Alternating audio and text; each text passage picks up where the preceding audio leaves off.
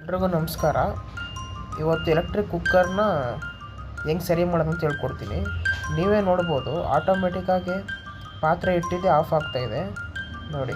On ಮಾಡಿದ್ರು on ಆಗ್ತಿಲ್ಲ, ಸಡನ್ನಾಗಿ ಆಫ್ ಆಗ್ತಾಯಿದೆ. ಅಕ್ಕಿ ಇಟ್ಬಿಟ್ಟು ಪಾತ್ರೆ ಇಟ್ಟರೂ ಆಫ್ ಆಗ್ತಾಯಿದೆ. ಇದು ಸ್ವಿಚ್ ಪ್ರಾಬ್ಲಮ್ ಇಲ್ಲ ಬೇರೆ ಏನಾದ್ರು ಪ್ರಾಬ್ಲಮ್ ಅಂತ ಇವಾಗ ನೋಡೋಣ. ನೋಡಿ, ಆಟೋಮೆಟಿಕ್ಕಾಗಿ ಅದೇ ಆಫ್ ಆಗ್ತಾಯಿದೆ, ಇನ್ನು ಅನ್ನ ಆಗಿಲ್ಲ ಆಫ್ ಆಗ್ತಾಯಿದೆ.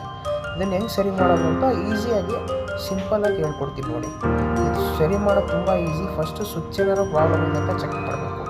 ಸ್ವಿಚ್ ಏನೂ ಪ್ರಾಬ್ಲಮ್ ಇಲ್ಲ, ನಿಮ್ಗೆ ಗೊತ್ತಾಗ್ಬೋದು. ಸ್ವಿಚ್ ಹಂಗೆ ಗೊತ್ತಾಗುತ್ತೆ, ಆನ್ ಆಗಲ್ಲ ಸ್ವಿಚ್ ಏನೋ ಪ್ರಾಬ್ಲಮ್ ಇದ್ದರೆ.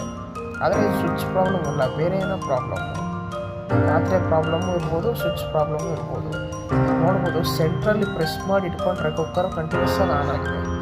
ಅದೇ ರಿಲೀಸ್ ಮಾಡಿದ್ರೆ ಕೈನ ನೋಡಿ, ಆಟೋಮೆಟಿಕ್ಕಾಗಿ ಆಫ್ ಆಗುತ್ತೆ. ಇದು ಸೇಮ್ ಪ್ರಿನ್ಸಿಪಲ್ಲು. ಪಾತ್ರೆ ವೆಯ್ಟ್ ಬಿದ್ದರೆ ಮಾತ್ರ ಆನ್ ಆಗುತ್ತೆ, ಪಾತ್ರೆ ವೆಯ್ಟ್ ಕ್ಲೀನಾಗಿ ಬಿದ್ದಿಲ್ಲ ಅಂದರೆ ಆನ್ ಆಗಲ್ಲ.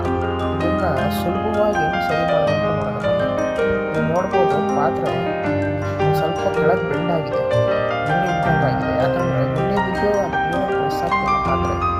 ಇವಾಗ ಇದನ್ನು ಕ್ಲೀನಾಗಿ ವಾಶ್ ಮಾಡಿ ಒಂದ್ಸತಿ ಕ್ಲೀನಾಗಿ ಹೆಂಗೆ ಬೆಂಡ್ ತೆಗೆದು ಅಂತ ಹೇಳ್ಕೊಡ್ತೀನಿ.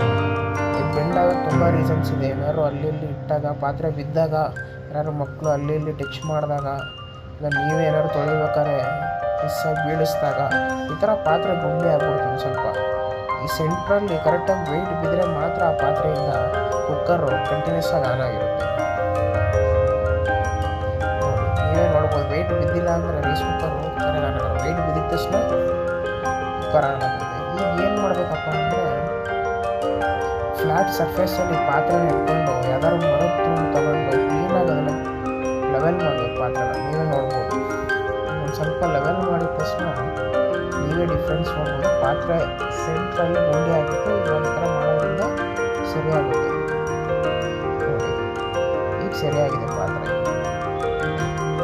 ಫ್ಲ್ಯಾಟ್ ಆಗಿರೋ ಸರ್ಫೇಸಲ್ಲೇ ಇಟ್ಕೊಂಡು ಮಾಡಬೇಕು, ಇಲ್ಲಾಂದರೆ ನೀವು ಒಂದು ಕಡೆ ಗುಂಡಿ ಒಂದು ಕಡೆ ಹೈಟು ಆ ಥರ ಆಗುತ್ತೆ. ಈಗ ಪಾತ್ರೆ ರೆಡಿ ಆಗಿದೆ, ಈಗ ಚೆಕ್ ಮಾಡ್ಬೋದು ನೋಡಿ. ಈ ಥರ ಸಿಂಪಲ್ ಮೆಥಡಲ್ಲಿ ಈಗ ರೈಸು ನೀರು ಹಾಕ್ಬಿಟ್ಟು ಈಗ ಚೆಕ್ ಮಾಡೋಣ ಕುಕ್ಕರ್ ಆನ್ ಆಗುತ್ತಾ ಇಲ್ವಾ ಅಂತ ನೋಡಿ.